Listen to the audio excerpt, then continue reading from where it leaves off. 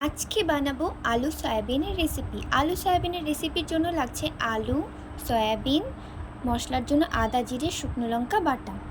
কড়াইয়ে তেল গরম হয়ে আসলে তার মধ্যে ভিজিয়ে রাখা সেই সয়াবিনগুলো ভালোভাবে ভেজে নেব। সয়াবিন ভালোভাবে ভাজা হয়ে আসলে সেই তেলের মধ্যে এবার আলুগুলোকে ভেজে নেব।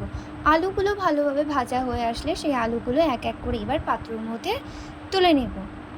গরম তেলের মধ্যে জিরে যখন লাল হয়ে আসবে দিয়ে দিব কেটে রাখা পেঁয়াজগুলো ভালোভাবে ভেজে যখন ব্রাউন কালার হয়ে আসবে দিয়ে দিব বেটে রাখা তার মধ্যে মশলাগুলো ভালোভাবে নেড়ে চেড়ে তার মধ্যে যখন মশলাগুলো ভালোভাবে মিশে যাবে সামান্য একটু জল অ্যাড করে দিব।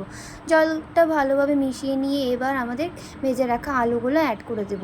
আলুগুলো ভালোভাবে নেড়ে মশলাগুলো আলুর গায়ে ভালোভাবে লাগিয়ে দিব। এবার দিয়ে দিব স্বাদ মতো নুন দেওয়ার পরে ভালোভাবে মিশিয়ে নিয়ে এবার অ্যাড করে দিব জল। এবার আমরা সেদ্ধ করার জন্য ঢেকে দেবো একটা পাত্র দিয়ে। ঢাকনা উঠিয়ে আমাদের আলু সেদ্ধ হয়ে আসলে খুন্তির সাহায্যে ভালোভাবে নেড়ে জলটাকে কমিয়ে নেব। এবার ভেজে রাখা সয়াবিন অ্যাড করে দেবো। এবার ভালোভাবে খুন্তির সাহায্যে মিক্স করে এবার অ্যাড করে দেবো ঝোলের জন্য জল। ঝোল যখন ভালোভাবে ফুটে আসবে তার মধ্যে গরম মশলা অ্যাড করে আমাদের আলু সয়াবিনের রেসিপি তৈরি।